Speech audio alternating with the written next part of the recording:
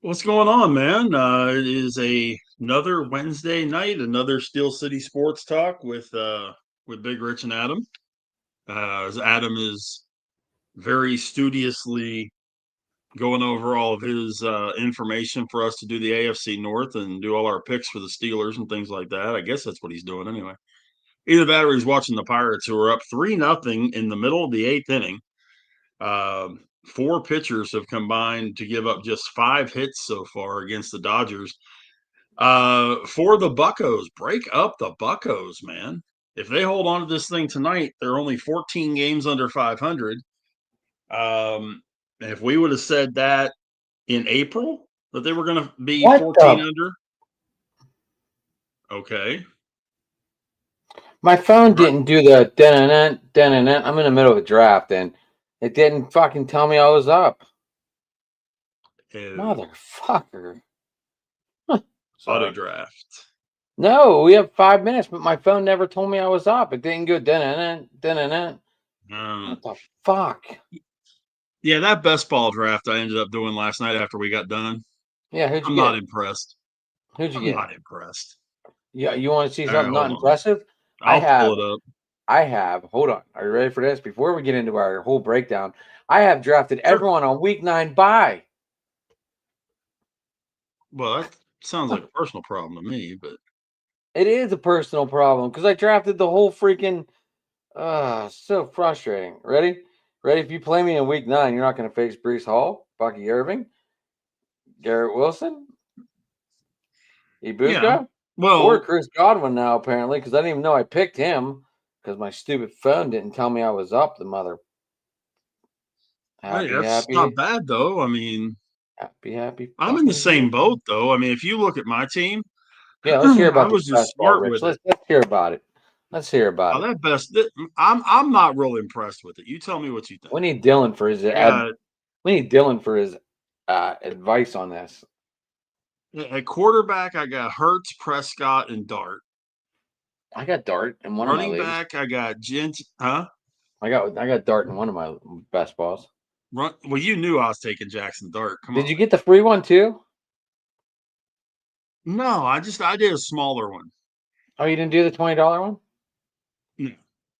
I'll do that one probably tomorrow morning. Running backs, I've got Genty, Hubbard, DeAndre Swift, Rashad White, Blake Corum, Taj Brooks.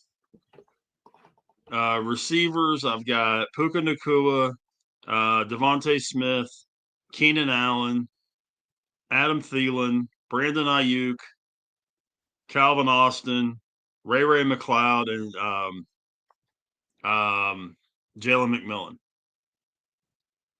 Tight end, I got Hawkinson and Loveland. So that's what I got. I'm not overly impressed with it. I'm pretty happy at quarterback. I'm okay at running back. Outside of that, you watch, I'll probably end up winning something out of this. You know how that goes. Let me. Did I tell you my team last night? Yeah. Yeah, it was pretty solid. Yeah, do you want to hear the other one? I tried getting your boy from Detroit. You want to hear it? You want to hear how shitty the other one is? How crappy the other one is? Yeah. Sure, why not?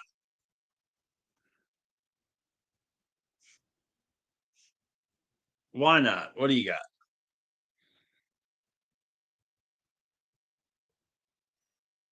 Where's it at?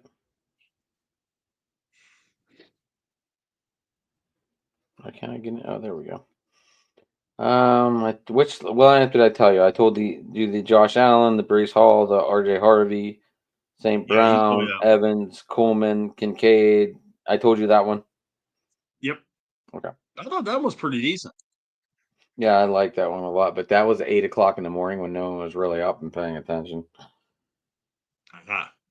Second one, Mayfield, Janty, Hall, Brown, McLaurin, Coleman, Kincaid, Johnson, Caleb, obviously, Nick Chubb, Jared Goff, Goddard, Bird in 3, Tesla, Dobbs, Otten, Cooper, Frymuth, Lucibus, Beach, and Mostart. Okay. I mean, it's not awful, but it's not great either. Right. But that was the You- 11th. That was the 11th pick overall. Well, see, this one I had last night, I had 12th in a 12-team draft. Yeah. I hate that. If I'm going to be in a 12-team draft, I want to be in the middle. If I'm doing a 10-team draft, I want to be on one of the ends. That's why in that money league that I'm in, when I had the 4th pick, I was like, ugh. But I'm pretty happy with what I ended up getting, you know. And I'm with you. I mean, I've got Baker, Irving, and Evans. So my week 9 is going to be tough, except for the fact that I have backups. I've got Love and Penix at quarterback and backups. I've got Mason, Ollie Gordon, and Johnson at backup running back. And then Calvin Austin, Quentin Johnston, and Jaden Higgins backup receivers. So, I'm not overly sweating any of that stuff. Um, the funny part is I'm actually projected to win week 1 uh, by 4 Oh, points. never mind, Rich. I missed 2 picks. You missed 2 picks. Yeah, my Okay, my so what did you ESPN miss? app did not even tell me I was up. Apparently, I drafted Okay. Juwan Jennings also and Chris Godwin, 2 people I would never draft. But Juwan Jennings might be a good one actually. He's probably going What to do be you the got number against one Chris out. Godwin? I got Ibuka. I understand that. All three. Do you happen to by chance? Well, Under, you're mainly working during the day, so you're not catching it anymore. Did you ever watch First Things First now what? on FS1? Nick Wright is the host of the thing. Okay, He has Baker as his offensive MVP this year. really? I He made the comment. He said, "I honestly think that Baker could throw for 4,500 yards this year." That's amazing. Well, if That's he wild. throws for 4,500 yards, all 3 of those boys are going to eat. Evans, Abuka, and um, yeah, your guy. Godwin. Goodwin. Well, yeah, Godwin. I lost my mind. Um, they're all going to eat if he's throwing for 4,500, and Cade Otton's going to eat too. Um, I think Cade Otton is one of the probably least regarded, really good tight ends in football. You talked You about know, him last night as well. yeah. I mean, people talk. Of course, they talk about Brock Bowers and they talk about Hawkinson and they talk about Kittle and guys like that. But man, I'll tell you what, I think Cade Otton is really a good receiver. I would put him at the top of that second tier. I He's wouldn't got to be quite put him close. up there with Kittle and those guys, but I'd put him in that next group. I took Sam Laporta, and I took Sam Laporta. I can't be too wrong. No, I like Laporte. I think he's in that group with Kittle and those guys too. Well, we're gonna The big find out thing what I want Kittle's really. We're gonna Detroit. find out what Kittle's really made of this year with, not much out there. I mean, realistically, he's the number 2 receiver. He's the number 1 starting out You till got to put Ayuk comes back. Juwan Jennings as number one, I believe. Dude, who's going to be the number 1 target? I understand what you're saying, but Juwan Jennings just seems to find a way to become that one guy. He just doesn't whenever he needed. I hope I'm wrong, but I think Jawan Jennings is one of those guys that is a really good 2 and a lousy 1. I'm glad T. Higgins stuck in Cincinnati because I think T. Higgins is a awesome 2 that would be a really bad 1. It's just like all the Steelers that left that didn't have CTE. Schuster, Wallace, Holmes. Well, Holmes was the one, but Yeah, Holmes was a 1. They tried to make Wallace a 1, and Wallace just didn't, for whatever reason, work. Martavius Bryant, a Um, great number 2. yeah. Well, and I mean, even when you look at other teams too, I mean, Alvin Harper was the number 2 on all those teams with the Cowboys with Irvin. he signs that deal with Tampa Bay to be their number one right after they win those Super Bowls, and you never hear from him again. Um, there's a lot of guys. I want to, you know, let's see what Cooper Kupp does in And uh in Seattle. You know, I've never, because I don't, he's a great player. It's so hard for me. I just never was a big Cooper Cup guy on my fantasy teams. If I wound up with him, I wound up with him, but I never really went digging for him. You know what I'm saying? yeah, I mean, Kupp to me reminds, and I realize this is probably going to get a lot of people mad. He reminds me a lot of Wes Welker. The receiver in New England, went to Texas Tech, caught a ton of balls, caught a lot of really important balls Went for New went England. went to the Dolphins for a little bit. Yeah, but He was a okay, he wasn't quarter. really that No, that was impressive. Edelman was the quarterback. Walker wasn't, right? Well, Edelman was a receiver too. Right. But I mean, in college, Edelman was a Yeah, quarterback, Edelman was a quarterback in college. Yeah, but not Walker, right? um, right, because Edelman was kind of the understudy to Welker, kind of the way AB was the understudy to Hines Ward in Pittsburgh, and it's well, at least we got somebody that's agreeing with me. I appreciate that. But yeah, I mean, fantasy football this season is going to be interesting. I mean, I've done a couple of lineups for this week. Um, I did too. I'm really heavy this week, and this is just me, but I am really going to be heavy on a couple of guys. I'm of course heavy on the Steelers defense.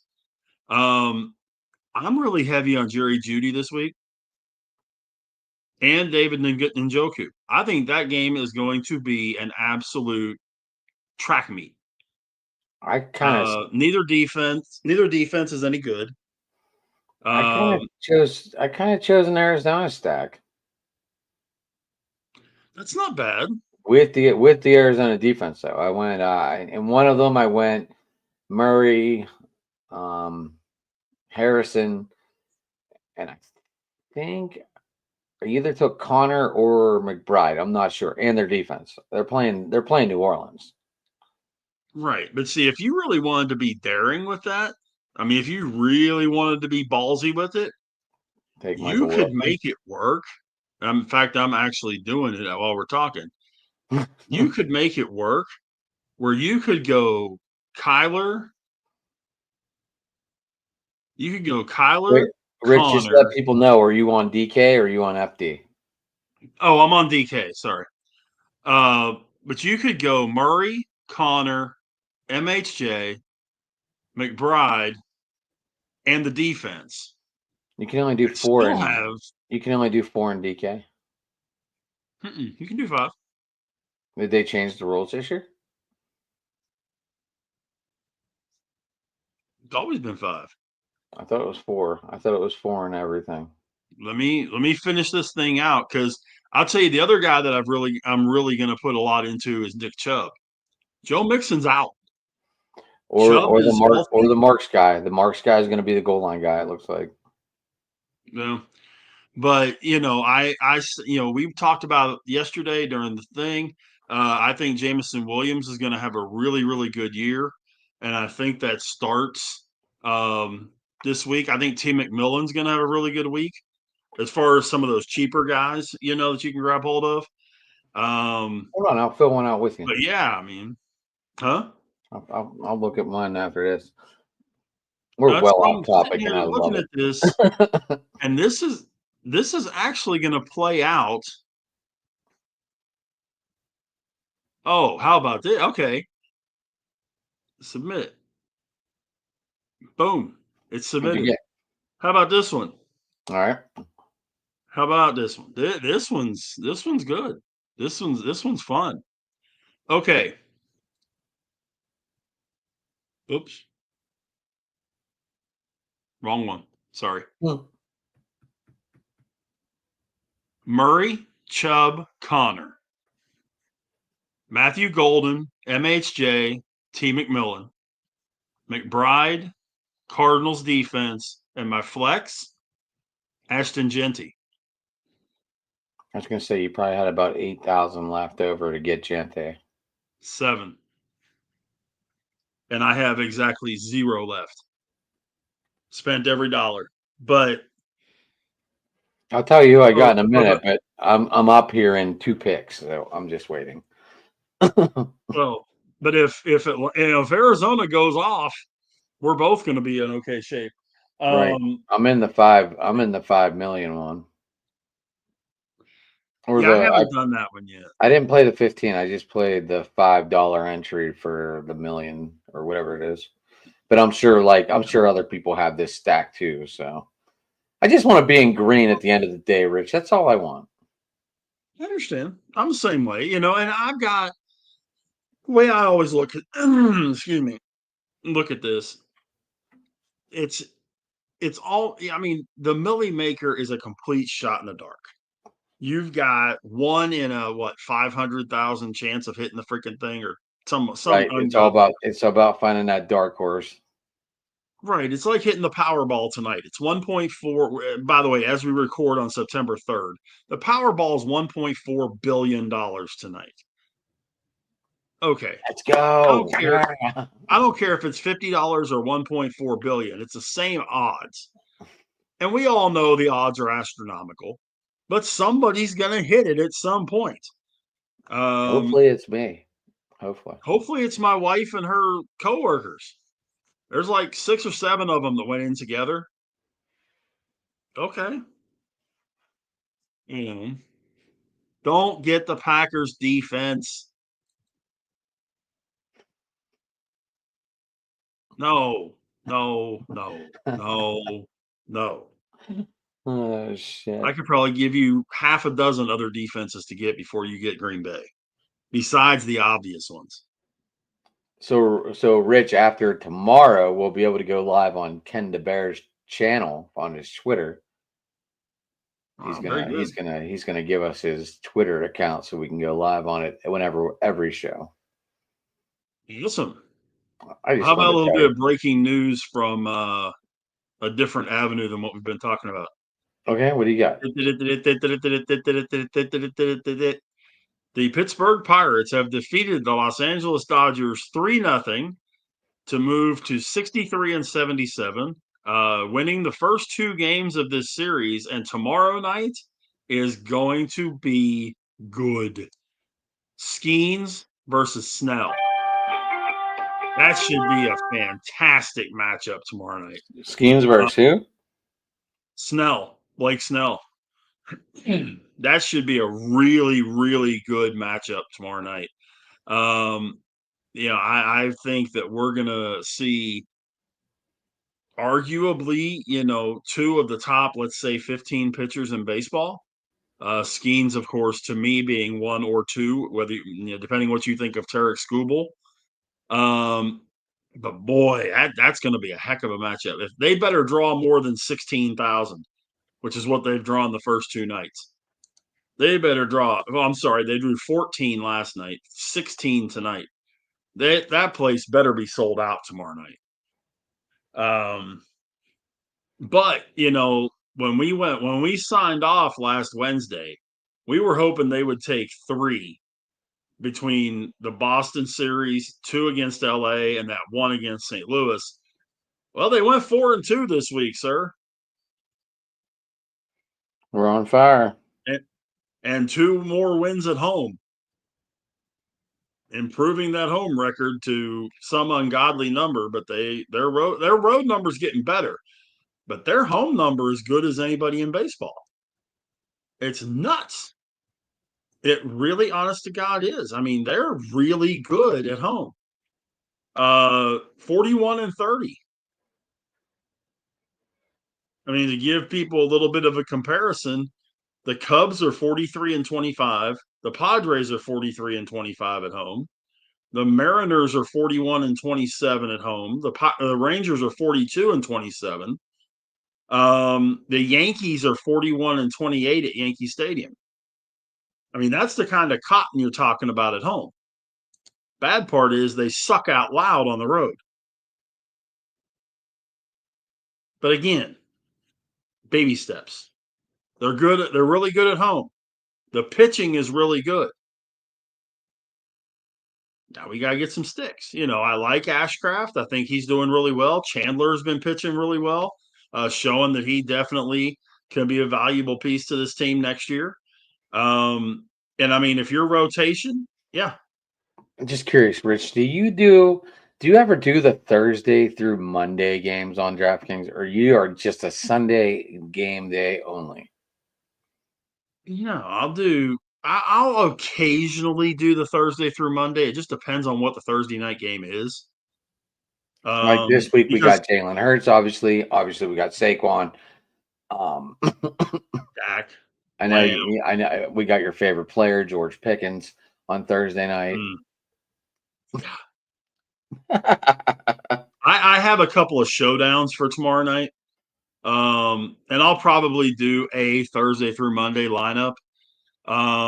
Richards, did you do all the free ones for the Yeah, weekend?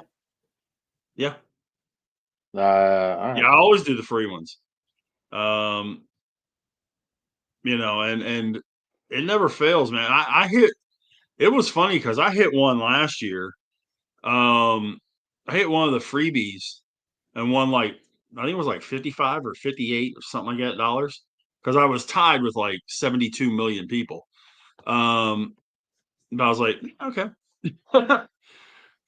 there's a surprise. Um, but yeah, I mean, the Thursday through Monday, there's some stuff in Monday's game too that a lot of people would probably use in their game. Um, there are those people out there, and I apologize for all of you because you get very disappointed that put Caleb Williams in their lineup. Um, DeAndre Swift might not be bad. Um, if it's DeAndre Swift that played in Philly, you're going to be okay. If it's the DeAndre Swift that played last year, you're in deep water.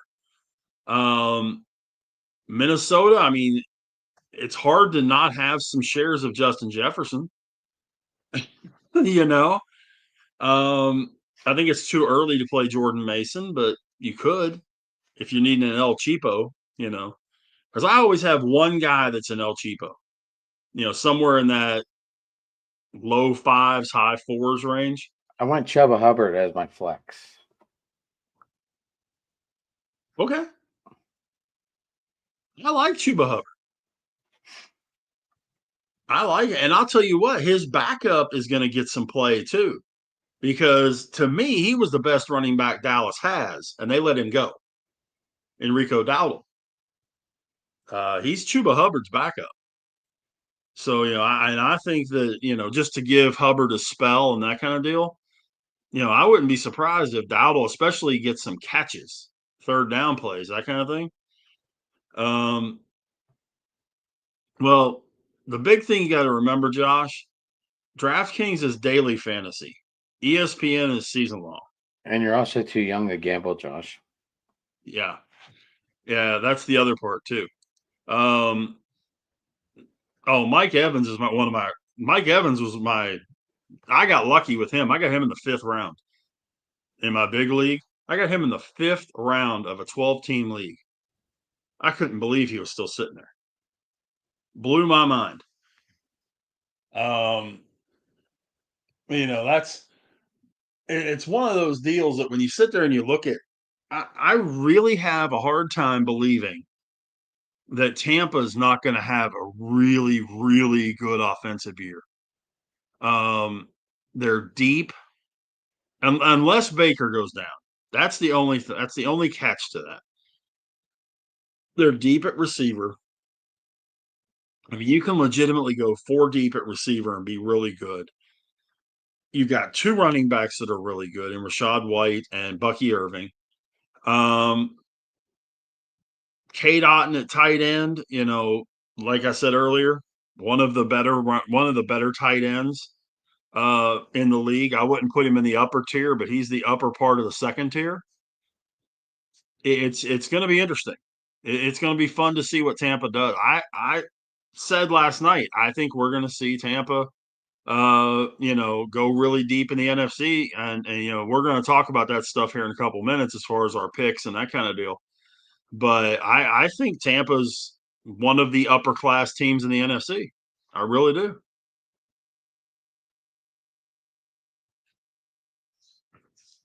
Um, yeah, we talked about this last night. I had Tampa 12-5. Obviously, they I did can see not that. get the bye. I have them not with the bye because I have Detroit winning the NFC and getting the bye in the playoffs. See, I just don't know All that. that, but that came down to, as you remembered, Rich, I had Washington, Tampa, and Detroit all at 12-5, but Detroit beat Washington and Tampa in the regular season in my schedule. So that's why they would get the bye, right? Run that past me one more time. Because they beat Tampa and Washington in the regular season, so that would give them the bye because of the upper hand. Yeah, yeah. Yeah, and that's another one of those things that regular season matchups definitely make a difference when you have that first place schedule. You're going to be playing really good teams outside of your division. I agree with something that Ken said last night during open mic that the NFC North is one. I think they're the second best division in football. If JJ McCarthy does anything, if not, I think they're just a division. They're two really good teams and two teams that suck. Um, I think Minnesota is going to be the fucking downfall in that division. it all depends on McCarthy because the other pieces are there. You've got Aaron Jones and Jordan Mason at running back. Okay, great. You've got Justin Jefferson, Jordan Addison, TJ Hawkinson, receivers and tight end. Okay, cool. But if JJ McCarthy completely wets the bed, then you know Now we're talking. that's a big issue. Now we're So, talking. huh? I said, now we're talking. Yeah. You know, there's a couple of guys, and I know we're going to get into our AFC North stuff and that here in a second, and doing our Steeler record and all that kind of deal. Is there a Oh, guy this I wrote year? it all down, Rich. Is there a guy this year that you just look at as being someone that people are really overlooking? That's going to be super good this year that people are just completely blowing off. I am, after the downfall last year, the sophomore slump, I think CJ Stroud really stands out on that topic. Now, I mean, just because I believe he's going to turn it around, great first season, horrible second season, but I think a lot of people are going to overlook him. He's back to really nobody wide receivers, and that's it seems to be like when CJ Stroud plays his best, when there are like not that great of wide receivers around him. Like he made Tank Dell, he made Nico Collins, he's probably gonna Yeah, but make Nico Higgins. Collins is a damn good receiver, I dude. get it, but a lot of people didn't hear his name until that guy started throwing the ball to him in the first season. All of a sudden, you bring on True. Stephon Diggs, who's kind of a me, and all of a sudden, Stroud just kind of sucks. So I think CJ Stroud is one to really watch out for right now, just because of that philosophy. I got you. See, I feel that way about Kyler Murray this year. I think that I picked Arizona to win that division. I did I not. really think that Kyler, this is the year that he gets it put together. He's had some consistency finally. He's not changing coaches again like he has the last few years. He's not changing skill position players. He has a go-to in Marvin Harrison. He has Trey McBride. He has a healthy Connor. Um, and he's got Trey Benson behind him. Um, I think a lot of people are sleeping on Kyler Murray, and I think we're going to see a good year out of Kyler. Are they a Super Bowl contender? No. That division is not very, very good. But I think Arizona can win that division simply because of the way he plays the game. So, Matthew, Josh, do you have all your homework for this division done?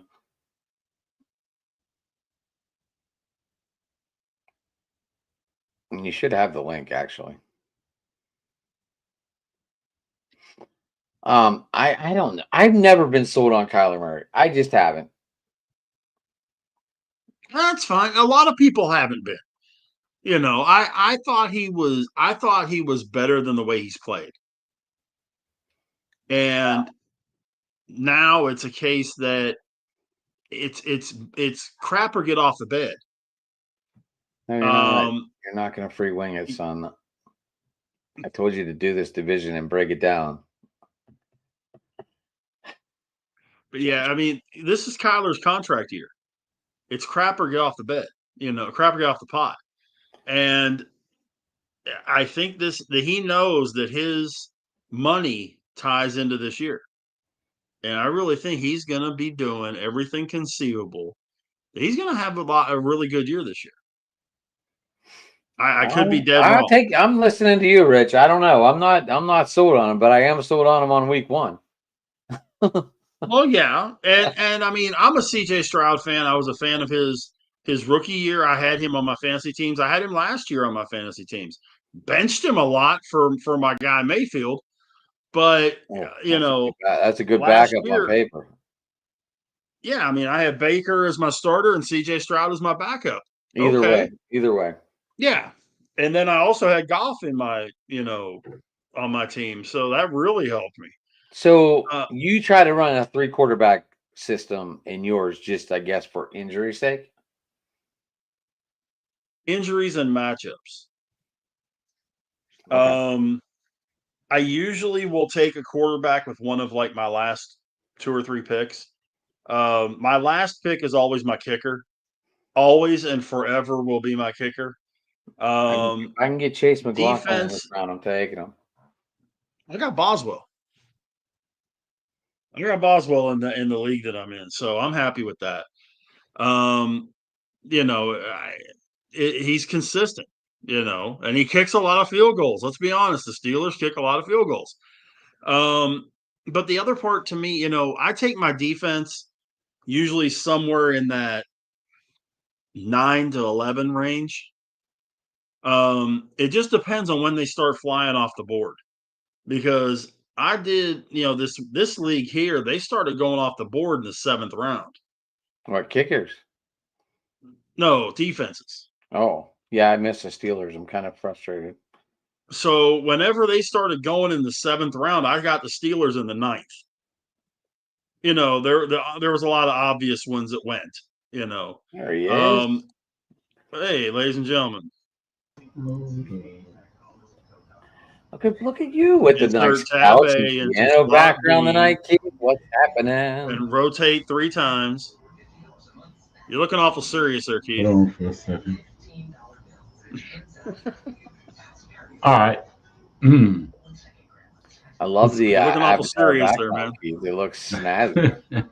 Thank you. I thought for sure you would have been sitting in First Energy President Suite with you behind you. Not yet. I'll say that for Sunday.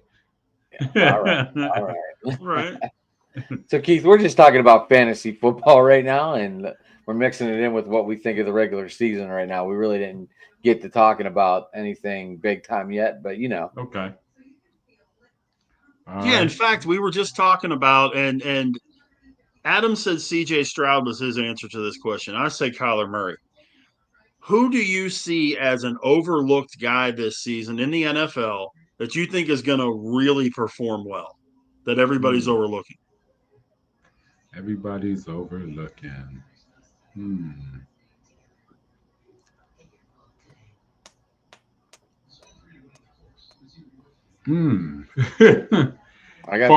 on fantasy points, or no, just regular. No, based on his play. Like, I look at someone might have had a down year last year and people aren't really looking at him, Keith. I guess that was the way I looked at it. I would probably say, in a sense, and I hate to say this, I'm about to disintegrate, but I'll probably say Aaron Rodgers probably have a good year this year.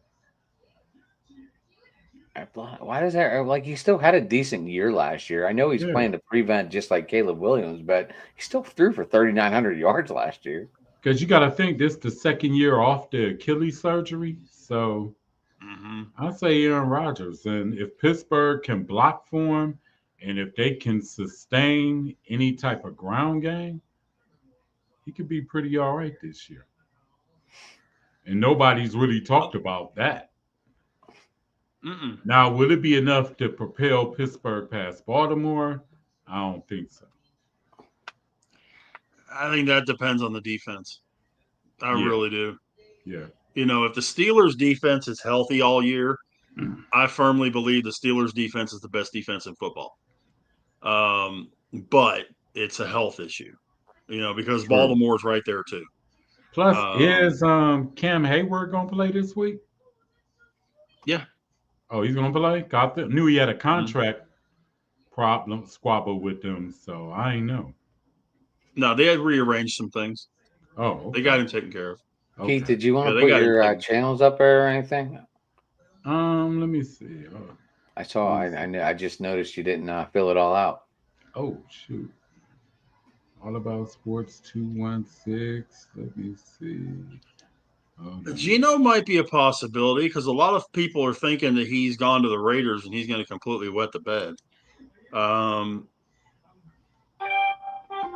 Big thing is, I just want to know who he's going to throw it to. That's the big concern I have. I mean, when Jacoby Myers is your number one, you don't have a number one. Yeah. So, but you know, get traded. We were, you know, we were talking about, you know, looking at doing what we've done on open mic for the last few weeks tonight with the AFC North, where we look at all the teams and then kind of, whoa, there went Keith. There he is. He's back. He's back. Right. He's back. So I don't know what happened. We lost you there, bud.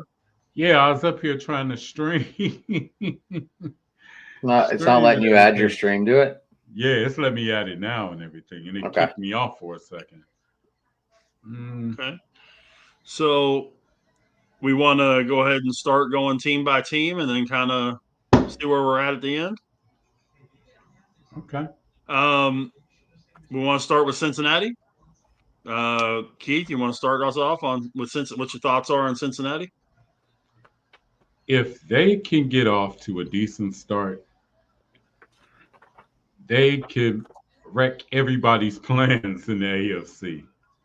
Because if you think about the last two times they've been to the playoffs, Super Bowl, AFC Championship with a mind-blowing penalty at the end, which, you know, you can debate whether it should have been called or not.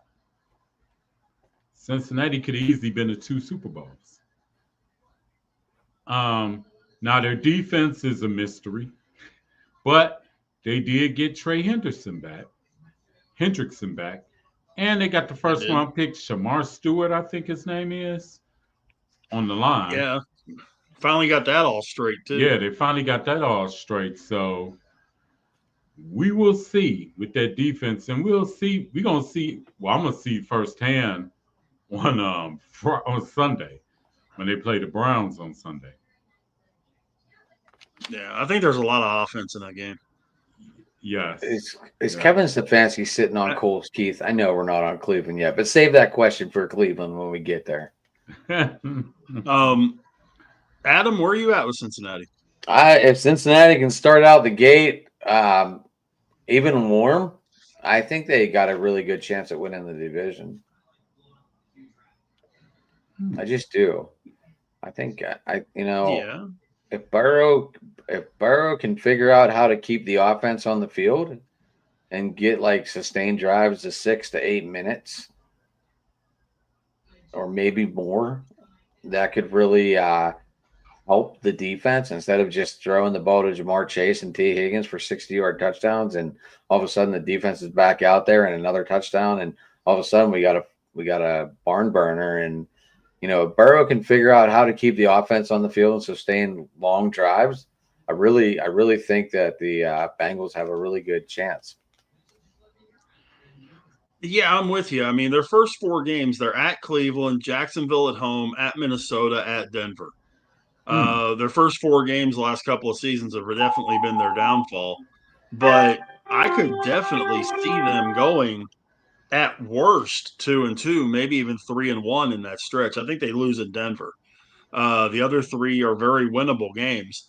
And if they can come out of the box 3-1, I agree with Keith. They could ruin a lot of people's plans for this coming season, Right. and make sure that there's 3 teams coming out of the AFC North into the playoffs. They've got the best. Okay, they've got the. I'll throw him out there. They've got the best receiver in football. I know there's arguments to be made for a couple other guys, but they got the best receiver in football. They may have the best number 2 receiver in football. They've got a top 5 quarterback. But outside of Trey Hendrickson, they can't stop a cold. And that's what I think what the other part of it is. They've got to have that defense come into play and get whatever going, because that defense the last couple of years has, outside of Hendrickson, has been absolutely horrible. They've had to win games 35-31. And, so I think that I still think Cincinnati's going to be a good team this year. But, if their defense can turn into anything, we might have ourselves a Super Bowl contender on our hands. Yeah. Because think about this. They done proven they can beat Buffalo.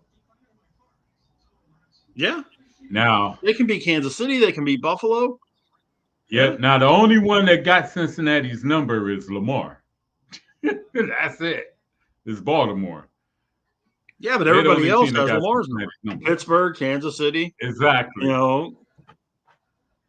Exactly. And I'm glad you having said a video coming out. Oh, go ahead. Go ahead, okay. Rich. I'm glad you said that, because I was going to go to you about Baltimore. I'm glad you started into that, because I was going to go to you about Baltimore. What do you think about Baltimore, and does Lamar get them to that next level this year? Let's see. Every year, I'm going to be honest, every year I wonder, like last year when I was watching a lot of the Ravens games, I used to say to myself, how the hell did they lose this game? How? As talented as that squad is, and you got the cheat code.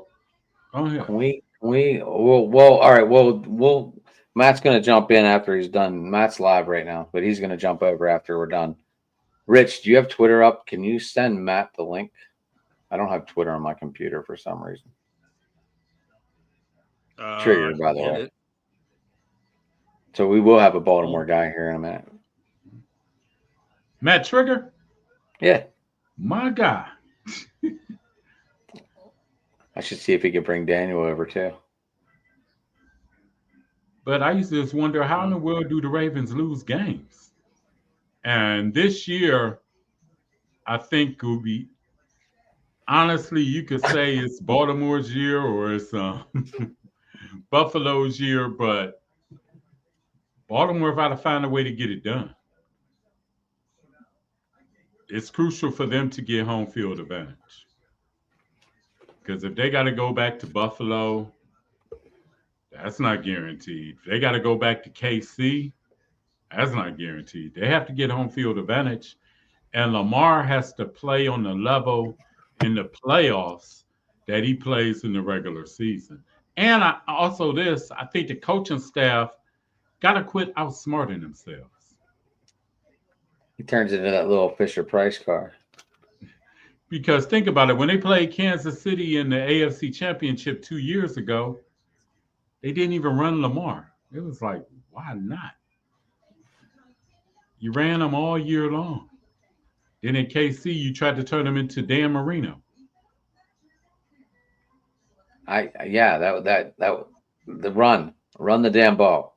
Yeah. That's what you're good at. Why Do it change your got you to philosophy? the dance.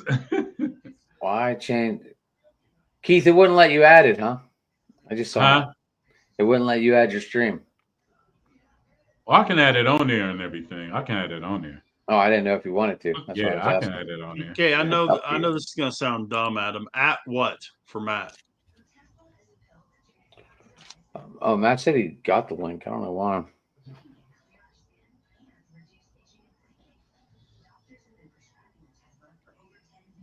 Oh, he's got it. Or put it in the driving to the top one.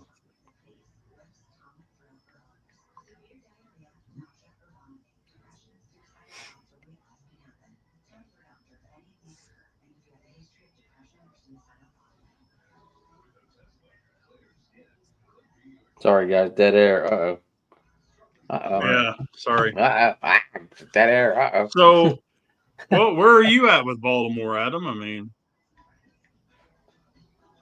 I have them near the top of the division. Like they if you should tell be. Matt it's in the messages I sent him. I did. I told him to put it in the group chat.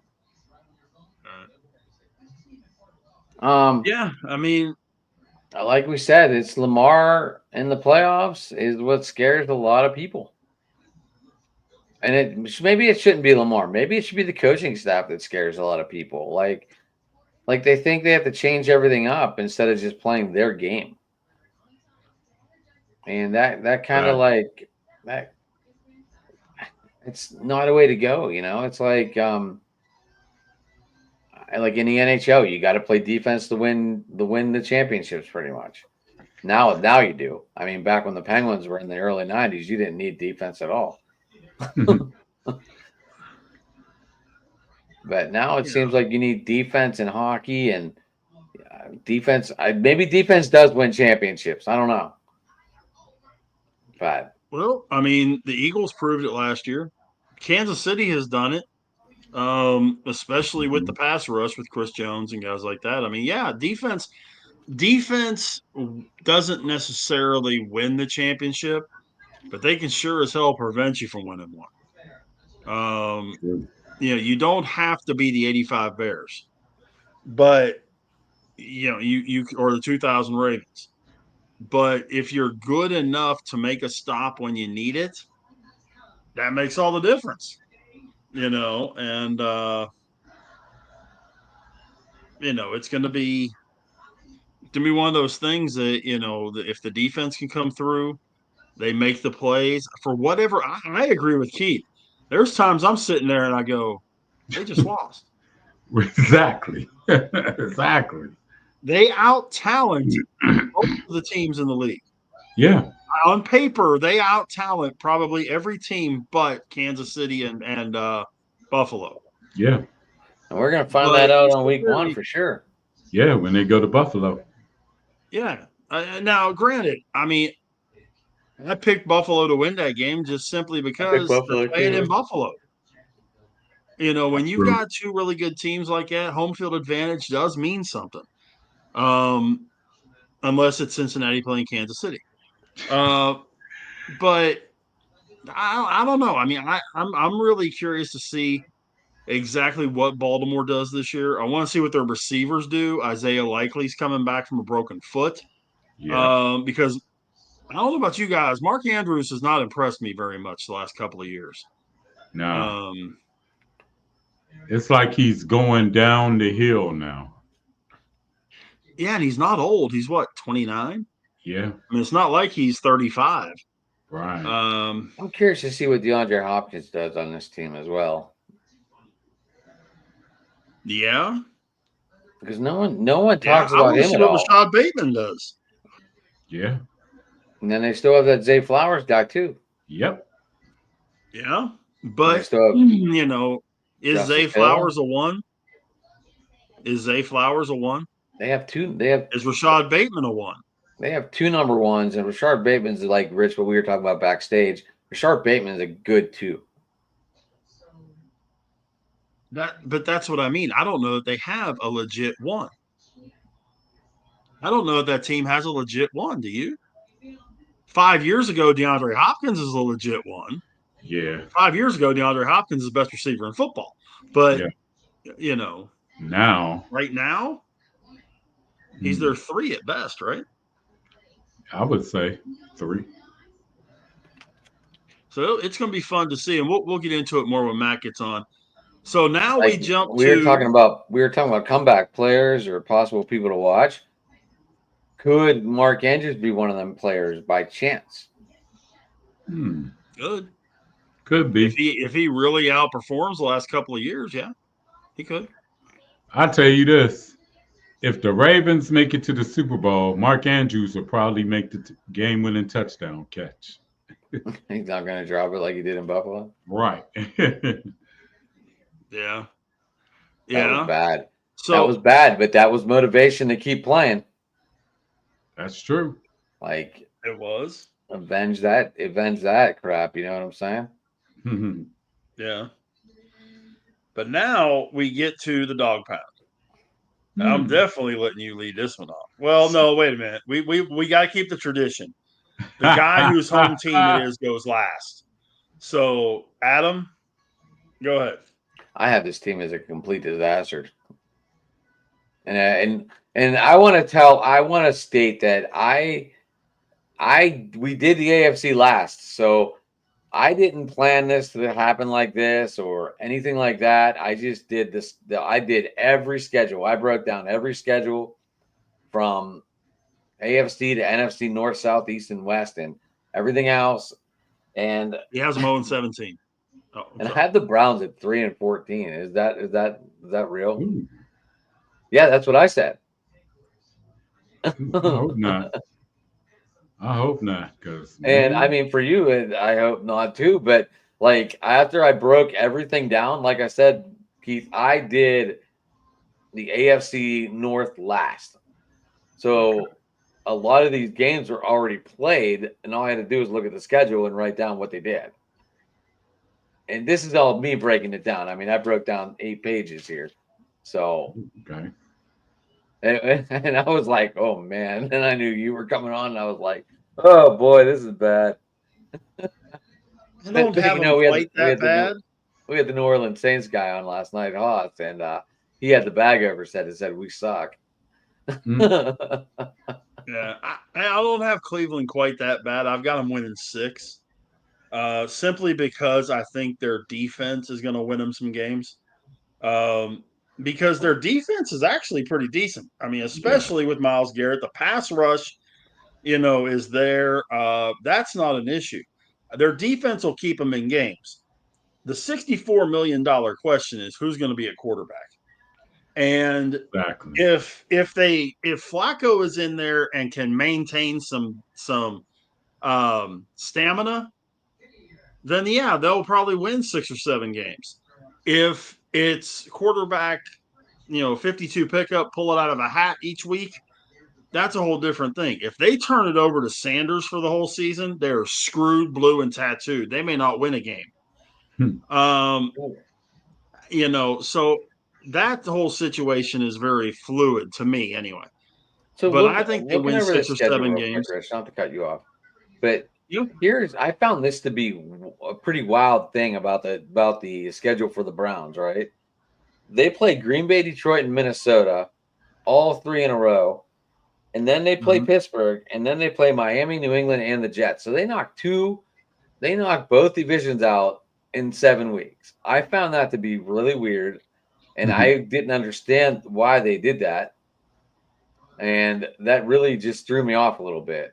But Rich, go ahead, continue. I'm sorry I interrupted. But I'm with you, and that is a tough stretch. But yeah, you're right. I mean, you're almost wiping out the 2 divisions. Bang bang. Well, you are wiping out 2 divisions. But when you really just like I say, I think the defense on this team is better than people are giving them credit for. Jerry Jeudy kind of really came into his own last year. Hopefully that continues for the Cleveland fans. David Njoku has always been one of my favorites. Huh? And for you on your DraftKings this week? And for me on my DraftKings. Him and David Njoku both. I've always been an Njoku fan. I think that he is a really good tight end. He again is like a Cade Otton that to me is in the top of that second tier. I got him winning 6 or 7. But now here comes the man that really knows what he's talking about the Cleveland Browns. What do you think, Keith? Honestly, I don't have them finishing 3-14, and good Lord, I pray that doesn't happen. But I got them winning anywhere from 5 to 7 games. I got them winning anywhere from 5 to 7 games. The defense is going to be the strength of this team. Now, the questions are strictly on the offensive side, as far as who's going to pick up the slack at running back. Can Ford be that guy, since we don't know what's going to go on with Quinshon Junkins? And can Ricky Dillon-Sampson be that change of pace guy? But really, Ford and Sampson are the same guy. And it all depends on, can the Browns really get quality quarterback play? If Joe Flacco can play 8 games and not throw a whole bunch of interceptions and can lean on the run game, you never know. The Browns might be a little ultra competitive. And plus, when you go through the schedule, some teams will not be as good as advertised. Because I know Cincinnati, that's a tough one, but we usually have Cincinnati's number, but I'm not going to count on that. Baltimore, going to Baltimore, that can be rough. Green Bay, you really don't know what you're going to get out of Jordan Love. Detroit, they're Detroit. So they're Detroit. Then you got Minnesota and London, and you don't know how McCarthy going to turn out. And then game 6 is Pittsburgh, and we never do well with going to the Steel City. So I already chalked that up as a loss. So, but if the Browns can go anywhere from 2-4 up, there's some reason for optimism. Because you got Miami, and who else they got after Miami? After Miami? New England, I think. Miami, New England, New York. And the Jets. Them all are perceivably winnable games. So it all depends on the quarterback play, for real. It all depends. And I'm going to tell you this. If Dylan Gabriel and Shedeur are not ready for the fire, if things happen to go left around week 4, don't be surprised if number 4 gets sprung back into action.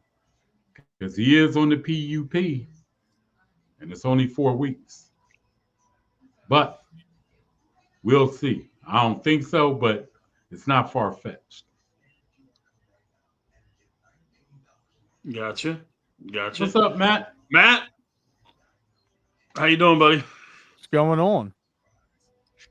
No, we're just dogging your Ravens. Oh, I'm sorry. Hey, it's cool. You're dogging the AFC North champions for the 2nd year in a row. For the 3rd year in a row. I'm sorry. Yeah, but we were just going over the. We were starting into our division. Our division previews for each team in the AFC North. We already feel free to jump in with yours.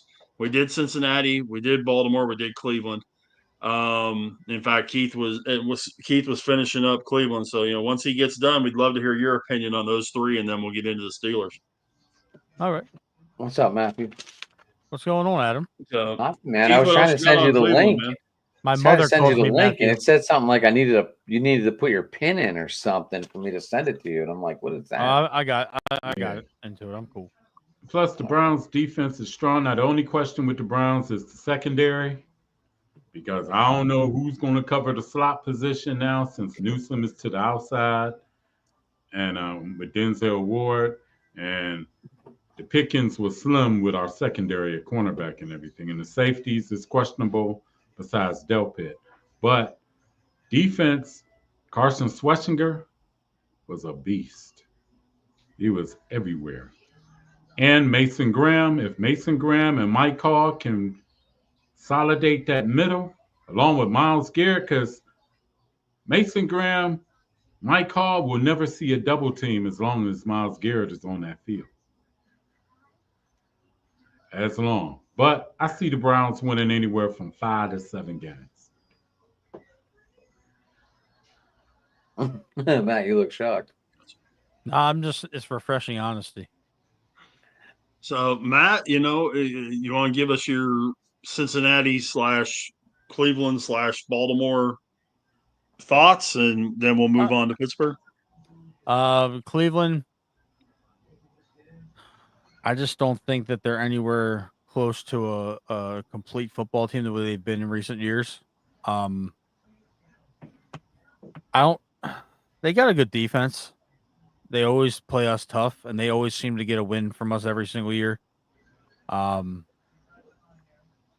But as much as I love Joe, you're trotting out a damn near 40-year-old Joe Flacco. And I don't like what they're doing to the quarterback situation there, because Watson's going to be ready soon. I just said that. So at what point, I mean, if you got a healthy Watson, he's making too much money to trade him. So you're really stunting Shador and Gabriel's chances of developing in the first year. And I really don't think those two guys, being Flacco and Watson, are the guys that are going to mentor these kids the way they need to be mentored. Because Flacco was the same way with Lamar in Baltimore. He's like, I'm not here to show anybody how to take my job. And it still rings true to this day. I can see Cleveland winning like 6 games, maybe 7. They need to honestly blow it up after this year, if I'm being completely honest. Stefanski, the front office, go find some football guys and invest in this team. Like you've invested in Myles Garrett, you've invested in Deshaun Watson. Now you're going to have to invest in guys like Delpit. You're going to have to invest in guys like Denzel Ward all over again. You don't really have any middle linebackers that can play the style of ball the AFC North requires. I'm not saying they're bad. I'm just saying JOK is, if JOK played in the NFL in 2006, he's a strong safety. Just based on size and speed alone. I know the game's evolved, obviously. So that's where I am with the Cleveland Browns. I don't think they got anything in the wide receiver room after Jerry Jeudy. Now, I'm not a Cleveland Browns fan, so I don't really know the intricacies of what's behind him. But from a Ravens fan perspective, you got Jerry Jeudy and a bunch of guys that should be driving for Amazon. So, and it's no disrespect, Keith. I'm just saying, like, I don't know any of the receivers over there. No, you're absolutely correct, to be honest, because I wondered, because honestly, when they drafted Dylan Gabriel, I was like, they could have drafted a receiver in the 3rd round, because nobody had Dylan Gabriel projected to go to like the 5th or 6th round. Yeah. The Cincinnati Bengals. Now, I wish nothing but ill will on them, because I can't stand the Cincinnati Bengals. They're not going to win as many football games as people think, because on that defense, after Trey Hendrickson, what do you have? Your linebackers are subpar. Logan Wilson's a dirty player. I spend my days wishing somebody knocks him out every week. They don't really got anybody in the secondary that scares you. Their best secondary player is the starting free safety for the Atlanta Falcons.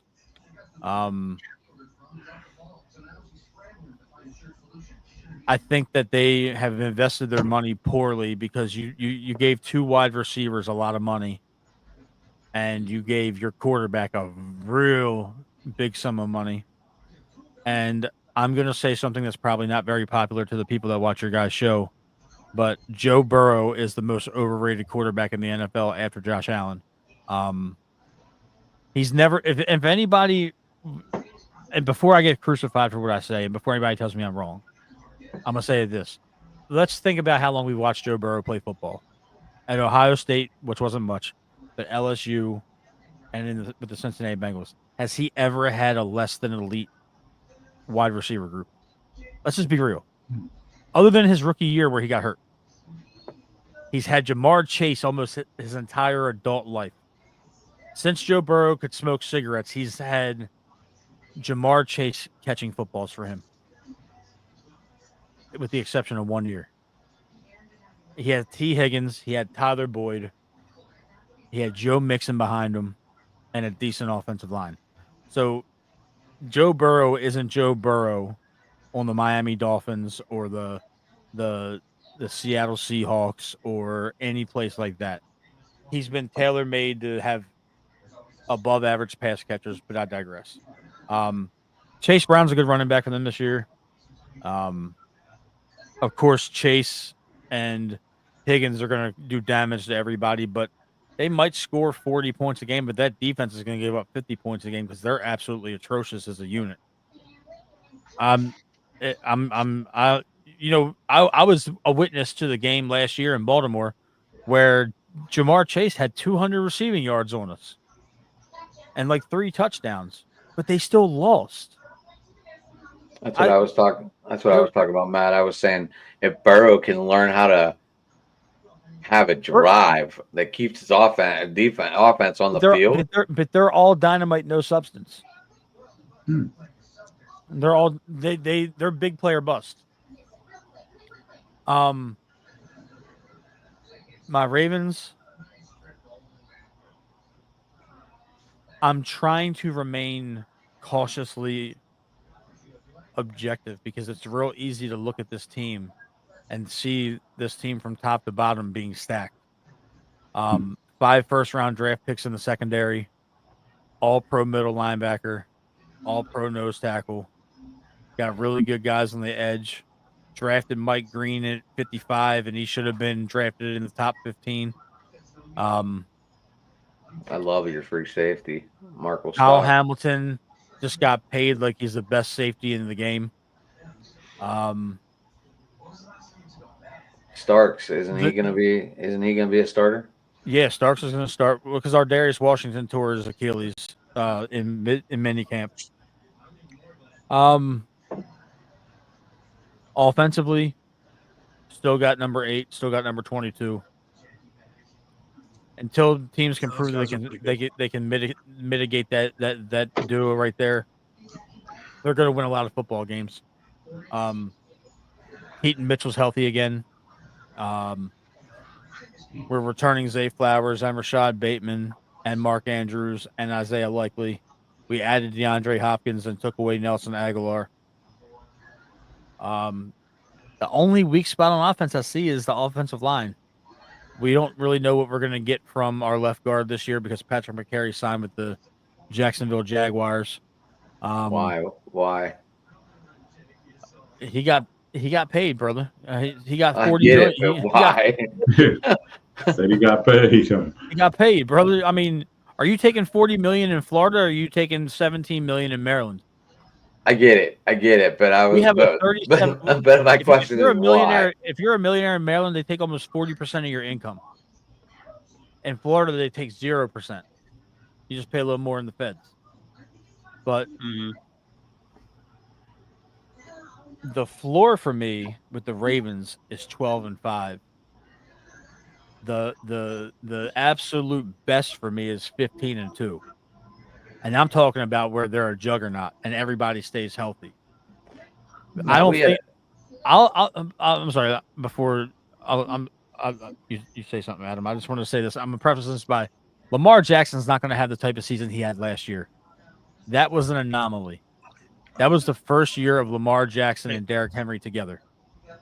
And I don't believe that we're ever going to see that again because now teams have had a whole offseason to digest what we do offensively and see what makes it work.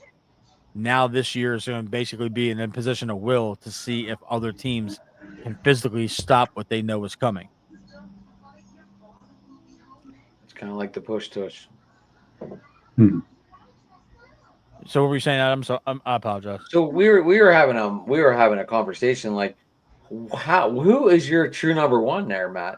Is it Zay Flowers? Is it Bateman? Is it DeAndre? It's Zay by default. So it's like the Green Bay Packers. In a Could be way, anyone. It honestly, our number one wide receiver is our tight ends because we throw to them more than our receivers objectively, and Isaiah Likely is essentially an oversized wide receiver. He's not really a blocking tight end. I want you guys to pay attention to one guy on Sunday Night Football, Charlie Kohler, number 88. He's our third string tight end. The dude's had a phenomenal camp. He's had a phenomenal preseason.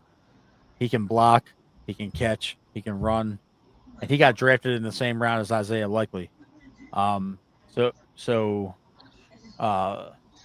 Yeah, I think he's going to contribute a little bit. I'm not expecting DeAndre Hopkins to be a 100-catch, 1,500-yard guy, but I can see DeAndre being a 40-catch, 700-yard, 7-touchdown kind of guy. Because if you have all of our, pass catchers on the field at one time, you're gonna have to worry about Likely, Andrews.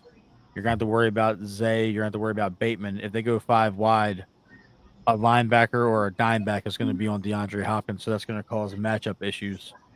Because they have that technology in Baltimore. I know they have it around the league where they track how fast you run on those chest plates. And DeAndre Hopkins hit almost 22 miles an hour. It was like 21.4 during camp. So the Ravens have no excuse if they don't go to the Super Bowl and win it all. I know I'm saying that in a biased manner, but you're allowed. It's your team. The last 2 years, right now the Ravens should be going for a 3-peat. But I'm gonna just put it to you that way.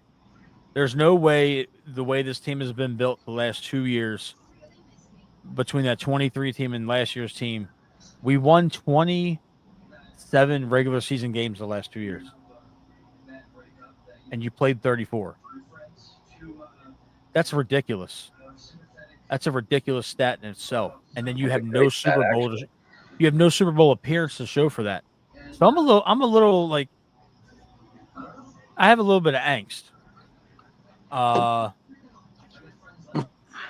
But that's your child. I already know. I'm not going to say nothing to your child. Don't even worry. That's cool.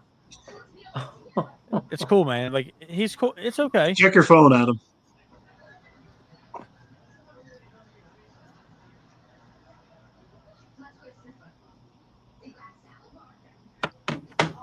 Okay. Am I talking too much? I apologize. Oh no, you're good. You're good. I just my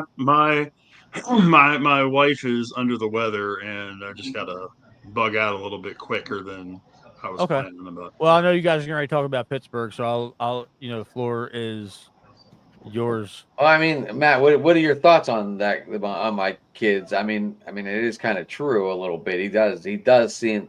We don't know if it's the coaches or is it Lamar or what are your thoughts? Oh, it's Harbaugh. It's Harbaugh. I'm so sick of this shit because Harbaugh actually had the balls to go on the radio and say that he doesn't believe it's Super Bowl or bust after the last 3 years. What? Yeah, he told the local media that he doesn't believe in Super Bowl or bust, that they still had a success. Brother, you have tried to reinvent the fucking wheel the last 2 all-pro seasons. You tried to outcoach Andy Reid at his own game, and you got smoked in 23. And then last year, I said that earlier. And then last year, you did. Last year, out of all this, you go into Buffalo in the snow, and you still try to throw the goddamn ball. When Derrick Henry ran for 200 yards on them in week 4. And you got to think about Baltimore averaged like 7 to 8 yards of play in that football game. Yeah. So to me, if they don't win the Super Bowl this year, they need to give John Harbaugh a front office job, and they need to go get somebody else that can get us over the hump. Because I love the Ravens. I love these guys. I have them tattooed on my arm. If anybody has never seen it before, it's I got my boys on my arm. Did you just get that? I've had this for 7 or 8 years as a Baltimore sleeve. Oh, all right. You usually have a long sleeve shirt. You usually don't show that off. That's why I was asking. Yeah. You got a better camera now, so what was I saying? But it's just I'm tired of the excuses. I'm tired of building these teams and then falling short.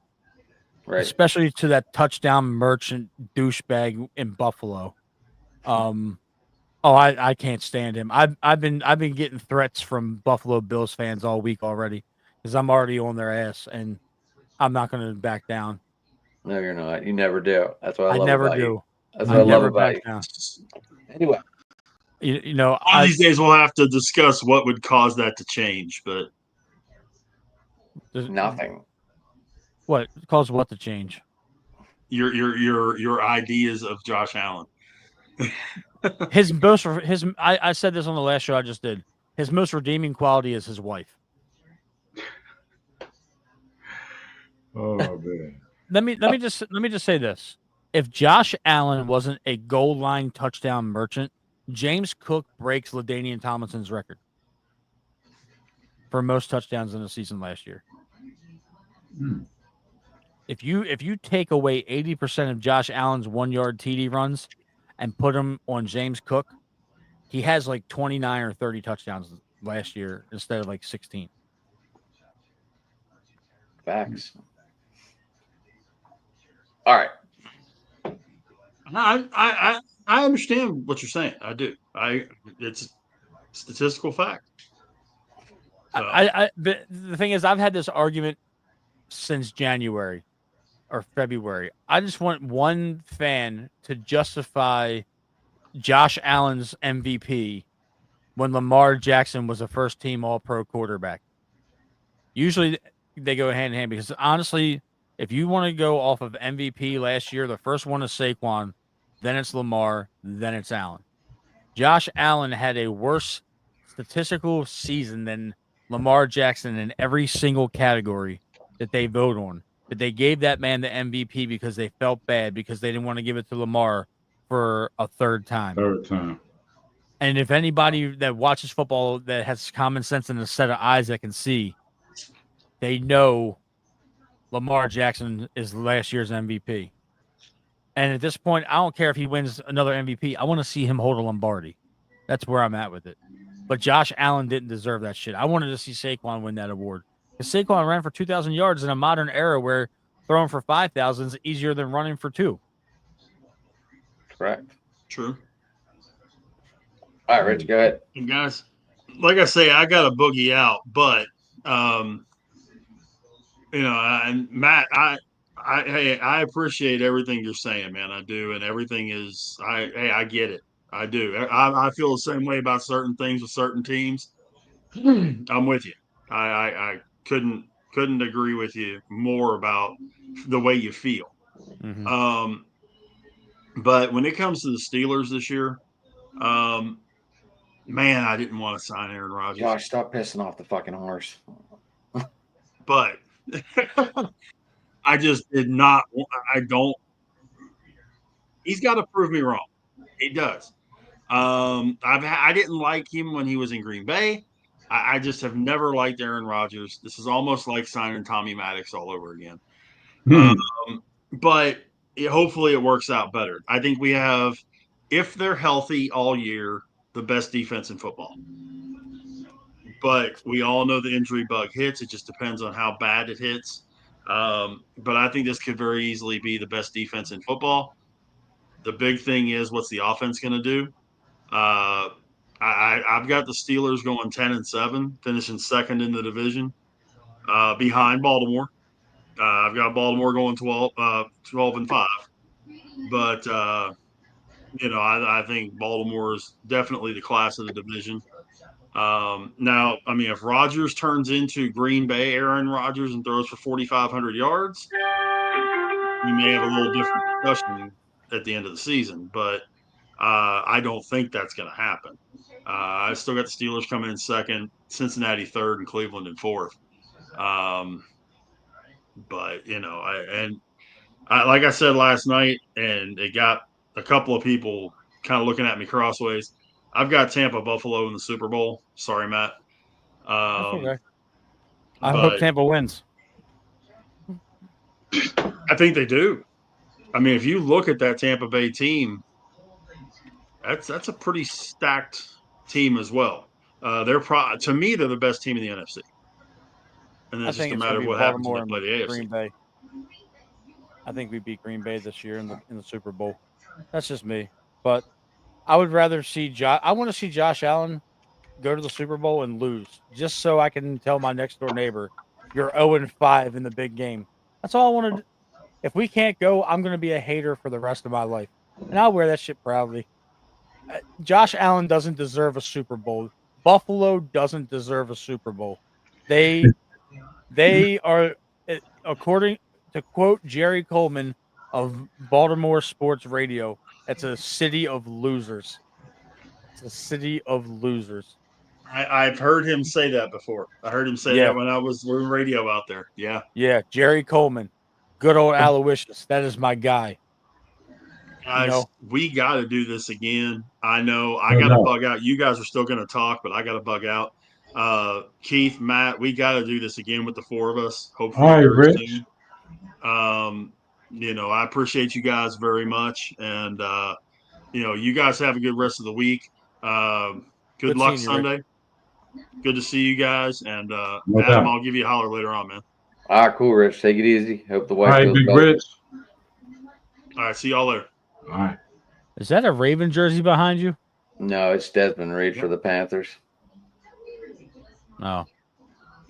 It looks like a Roquan Smith jersey from where I'm sitting. It's yellow. I'm talking about the 0. Yeah, that's yellow. That's Pitt. To over your shoulder. Right here. That looks purple on my screen.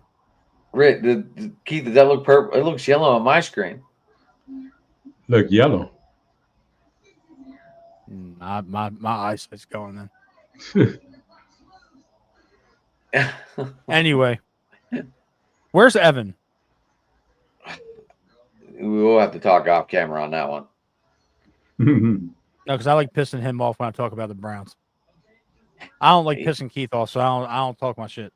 Because Keith has got the voice of an angel, so I don't get Keith upset. I don't know. Is Evan online? Maybe. I don't know. I'm just fucking around at this point. Right. I don't know. I told him we were doing AFC East. You mean AFC North? Yeah, AFC with North. yeah. But he just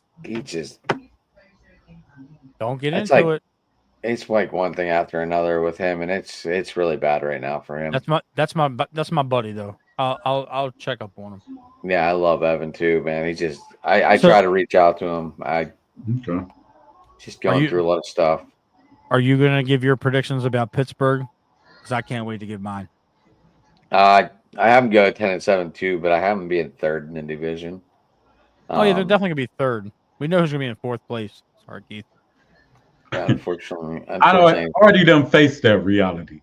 As long as it's not 3-14, I'm good. My question to Keith was: is Stefanski on the hot seat with Cole's already on it? Judging, I would say this: if the Browns finish, like I said, like 7-10, 6-11, he's not on the hot seat. But if they finish like 3-14 and below, he'll be on the hot seat because you know how Jimmy Haslam is. He'll change his mind in a minute and flip the script.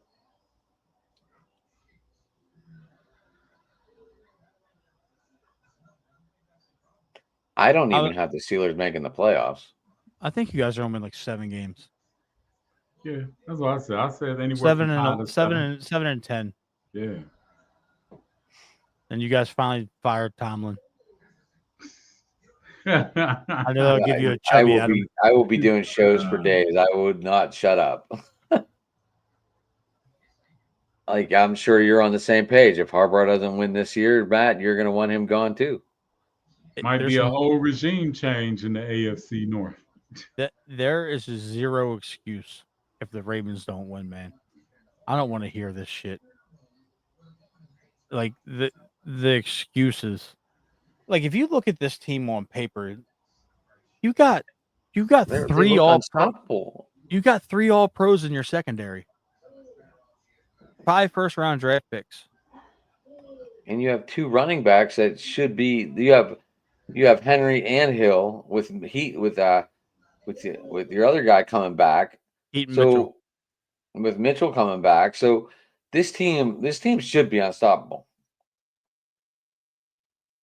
And then DeAndre Hopkins.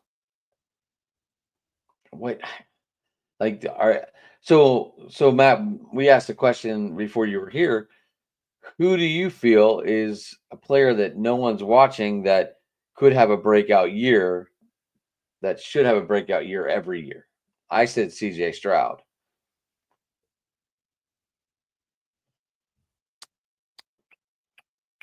Like league wide, you mean? League wide, yeah, not just on your team.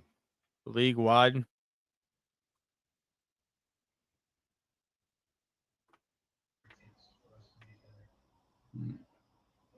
Fields. Really? I think Fields has been dicked around the last couple of years. And I think that they've got him in a spot now where the skill position players match his abilities. He is a mobile quarterback, and he's got wide receivers over in New York that can move with him. You got Garrett Wilson over there, who's going to benefit from that. Brees Hall, Braylon Allen out of the backfield. You got the kid, Mason Taylor, the tight end. Big tight end too. Big tight end target. If that offensive line can hold up, they're going to make some noise in the East. I have the Jets going 10-7 as well. I don't know if it's going to be 10-7. That might be like a 9-8, 8-9 kind of team.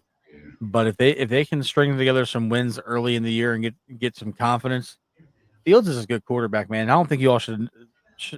Chicago should have never let him go. Chicago should have built a team like they're doing for Caleb. But the thing is, they should have not drafted Caleb, and they should have drafted Marvin Harrison Jr. and O'Duns and had DJ Moore, and you had 3 wide receivers to give Fields with DeAndre Swift. That's just me. That'd been a hell of a backfield. Yeah. Even and who's the tight end? Not Loveland, but Cole Kmet. Yeah, he was good too. He was solid. He's still good.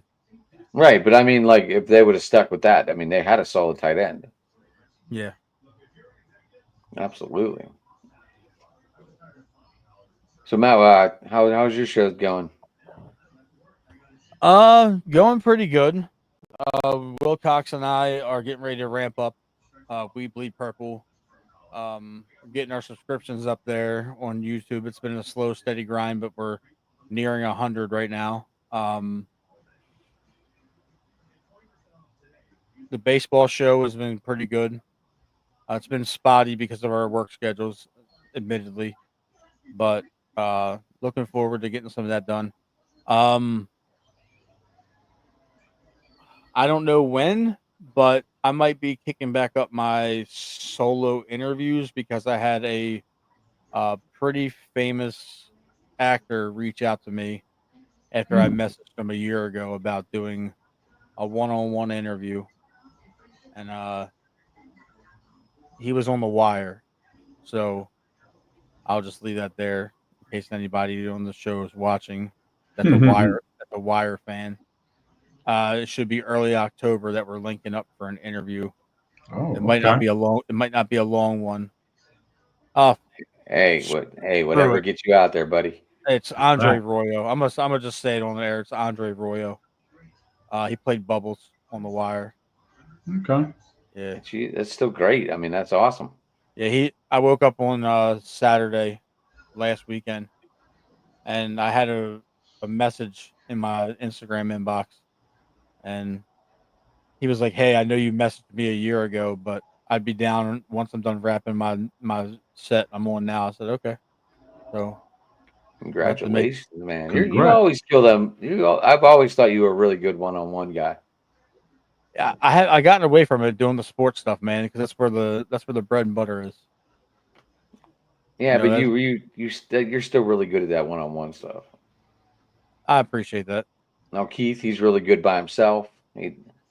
I'll say that he is. And Keith, I'm gonna give you your props, man, because talking solo and doing monologues, I've done it like twice in the entire time I've been doing this, and You and Rav are good. it's very difficult because Yeah.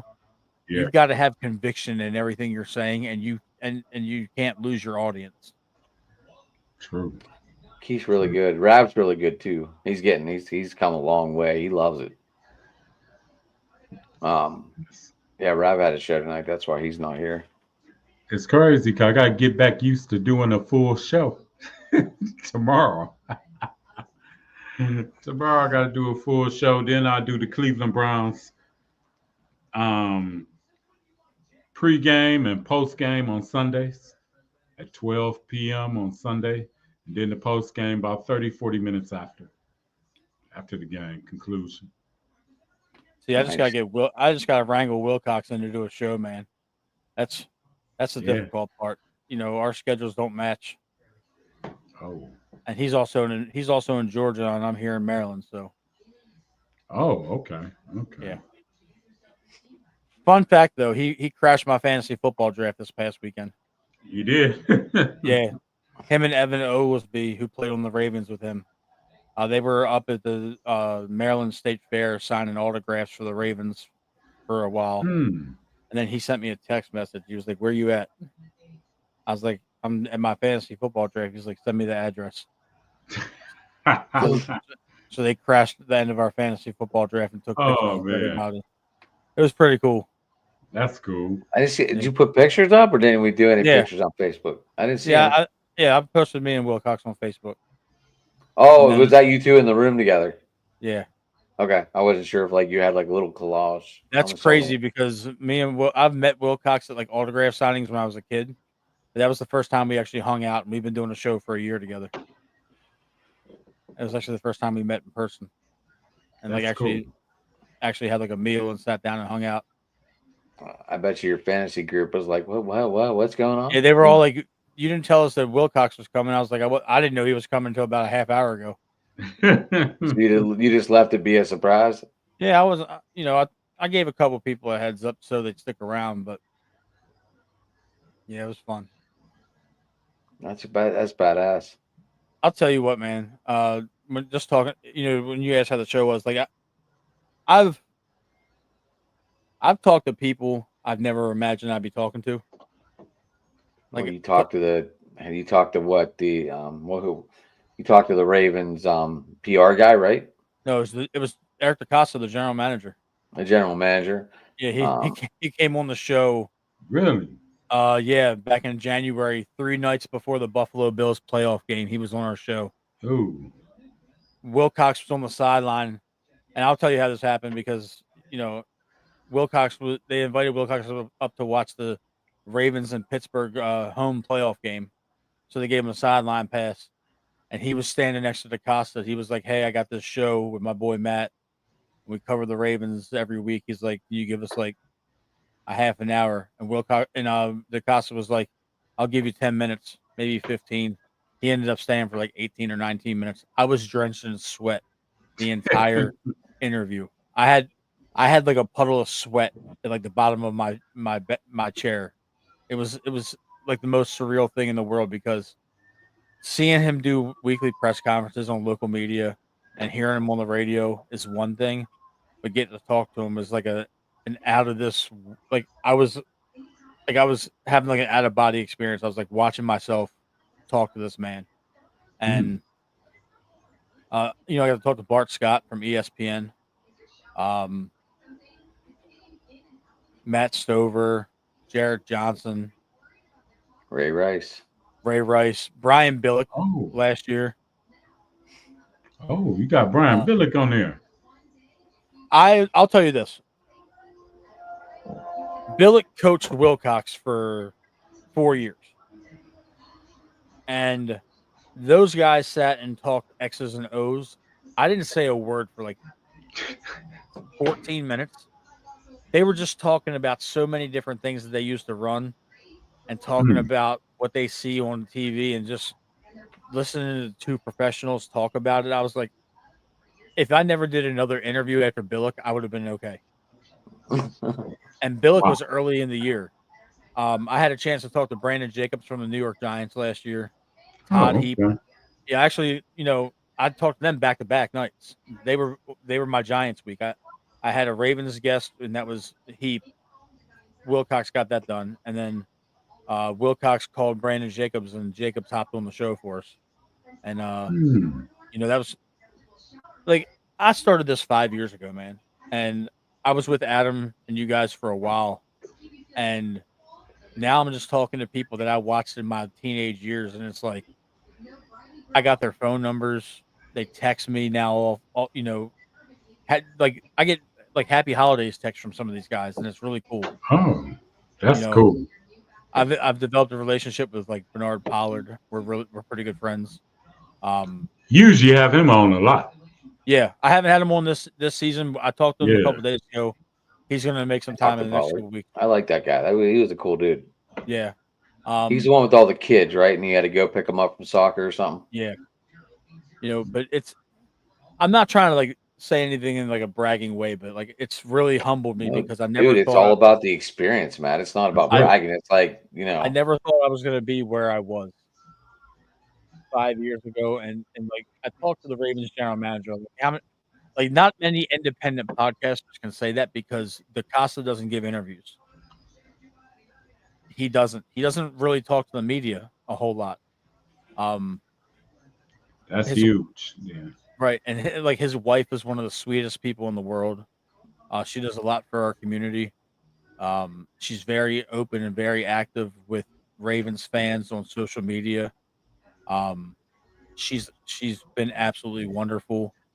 Just the friendships I've formed from doing this show with people, and getting invited on Sirius XM radio on the Mad Dog Chris Russo show last year was pretty cool.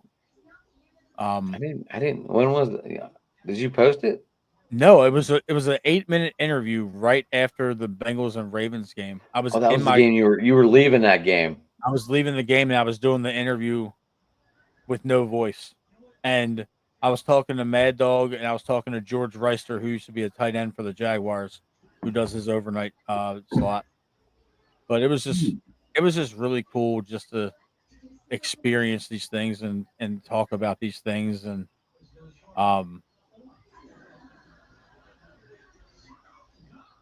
it's humbling because a former Ravens player trusted me enough to do the show with him every week. You know what I'm saying? And if he respects my opinion on football, and his teammates and his coaches that have talked to me at least respect me enough to take me seriously as a peer to Wilcox, that's more than money can give me. You know what I'm saying? Absolutely. I never thought for a second I'd ever talk to Todd Heap. And Todd Heap came on the show. He was promoting his new cleats that he helped create for athletes. Chris McAllister had a delivery of a Mustang GT golf cart while we were talking, and he rode it. He was riding it around. It was wild. Jameel McLean is the director of player engagement for the Ravens. He came on and gave us like 25 minutes. Like it, I'm Tim Kirchin. Grateful. Yeah, on baseball, talking to Tim Kirchin, Keith, that was crazy. What? I've watched Keith. I've watched Tim Kirchin from the time I was like 7 years old on late night ESPN Baseball Tonight. I watched him for a while too. Yeah, and then all of a sudden, one of my friends, shout out to my buddy Tim, he helped me out, and he was like, I was like, can you help me with Kirkshin? I was like, I hate asking you for help, dude. I was like, can you pass along Kirkson's info? He was like, text him and just say what you need. And to this point, I've interviewed Kirkson like 3 times. That's cool. He sits in hotel lobbies and does podcasts for people all the time. Now he doesn't do it as much because he's got one with his son talking about baseball, and it's fantastic. Yeah, Tim Kirkson was. You finally got on Ripken's show too. Yeah, Ryan Ripken. Yeah, his dad's a minority owner of the Orioles now, but that's been fun, man. You know, making friends with him. I'm friends with Josh Towers from the Orioles back in the 2000s. He was also a Blue Jay at one point, and he's out in Vegas teaching private lessons for pitching. And funny story, I texted him about coming on the show at like 8:30 in the morning my time, and I forgot they were 3 hours behind. And he was like, never text me before noon Eastern time ever again. He's like, I had a lot of explaining to do. I'm like, you got that. I apologize. You know, send my apologies to the missus. Yeah, but Towers is a great dude. It's been a wild ride, man, and I'm just happy. I'm happy I'm doing it. I'm grateful to you, Adam, you know, because you let me come onto the network and kind of explore some things and take a test run at how I want to format things and yeah. It's been a wild ride. I never stop anyone from doing what they're doing, because if I changed you, then you wouldn't improve. You'd be trying to evolve into what I wanted. But what I wanted was what you were or are. Yeah. So I never even everyone that comes on here, I don't try to change them at all. No, and I understand that, and it's like this is such a hard thing to do for all of us, because we talk about our teams and we give these insights. And Keith, I know that you can relate to this as well, but we never played at the level that these guys are playing at. No, we never stepped foot on a football field at the pro level. No. So you really got to walk a balance. Yes, you do. And a fine line to not alienate people, because at the end of the day, they can say, well, who are you That's to be true. judging? And I try not to be overly critical of a lot of people. That I try to give some truth to what I'm doing for balance, because I don't want to. It's hard because Wilcox played for the organization, and then he was in the front office for a couple of years in the scouting department. So he's got a lot of friends up there. Right. And they look at his socials, and they still treat him very well. Like the Ravens send out all of their sideline gear and all of their crucial catch and all of their military stuff. They send boxes to their retired players of all the stuff before it comes out. Like they have their sizes, they get it personalized with the numbers they wore here. They get like a beanie and a hoodie and a hat. And then if they're a coach, they get a coaching lanyard with a personalized whistle. Like it's like that's what all they gotten this year so far, and it's September. They take care of their guys, so it's really hard sometimes, because it's like I don't want to get them pissed at Wilcox. So I can understand that. So I have to really kind of temper being a fan and think about it objectively. And I talk to him a lot, and he kind of not necessarily changes some of my thinking, but he tells me to look at it from this perspective as opposed to my emotional perspective.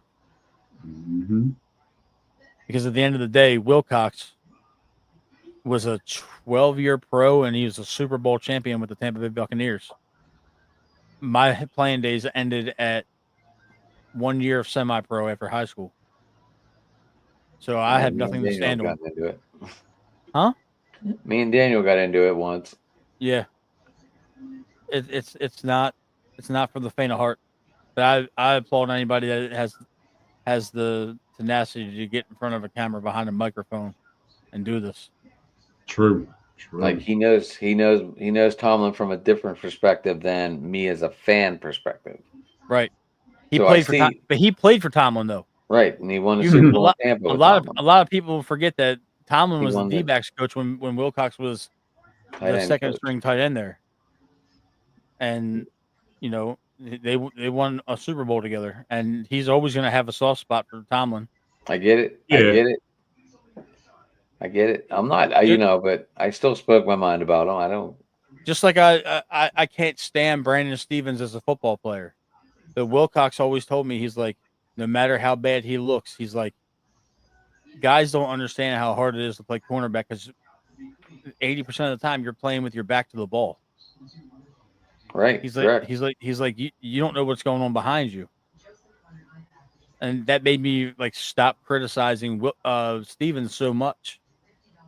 Oh, he can't turn his head. Well, there's just a lot of nuance to anything at the pro level. But I chill it out because he made me see it from a different angle. Maybe I need that. Mhm. But Keith, yeah. So do you have any guests on your shows ever? Right now I'm just gonna roll solo. I might do something. I might see if I can do something with Matt on Ravens Week. Might see if I could do something with Matt on Ravens Week. That's cool. I'm always open to it. It's Yeah. just, you know, today was one of those anomalies where instead of me working 5:30 in the morning to 7 at night, I was off of work okay. at I was off of work at 3 o'clock today. Oh, So, okay. You I'm feeling like, okay? yeah, I'm feeling fine. I'm fresh. You know, How's Yeah, that like just shorter day, no driving all the way to court or what? I had to go to court, but I didn't have to drive too far. You know, Mhm. taking the inmates to see their lawyers and their judges and stuff. Yeah. Nice, nice. Yeah, we got anything else to talk about, boys? Well, Matt, you gotta work early in the morning. Yeah, I'm about no. to. I was going to talk to you for a minute or two off of the camera, but yeah, I'll let you wrap your show, man. Yeah. Just if you can see on the screen, you know, shameless plug, We Bleed Purple podcast and Foul Ball Talk for the Orioles. It's about to be the regular season, as you guys know, so it's about to get real hectic and a lot of content and a lot in a short period of time. It's But it's football always season, it's baby. always a pleasure hopping on here. I know I don't get a chance to do it a lot, Adam and Keith. It's always good being on the screen with you, bro. Oh, no doubt. No doubt. Same. Likewise. Yeah. You guys are Likewise. both awesome in my eyes. Yeah, man, we can talk off screen. That's fine. Yeah. But how do we found Matt at Foul Ball Talk and We Bleed Purple? What about you, Keith? Hey, you can catch me on All About Sports 216 tomorrow at, I want to say, 6 p.m. I'll be having my preview show of all the divisions and everything, and then the Cleveland Browns pregame show Sundays at 12 o'clock, and the postgame show half hour after the conclusion of the Browns game. And catch my shorts. Cause my next short gonna be the 5 teams with the most to prove in the AFC. Share it. We'll send. I'll share. I share everything you guys send me. So Oh yeah, no doubt. that's me. You can get me at Driving to the Top Productions on YouTube, guys. I must thank everyone for tuning in tonight. Driving to the Top Productions YouTube. Hit that like, subscribe button. At Sports Talking It on Twitter. You can get me there. You can get me at Driving to the Top on Twitter. I look at both. And hey, like I said, thanks everyone for tuning in, and everybody have a good night. All right.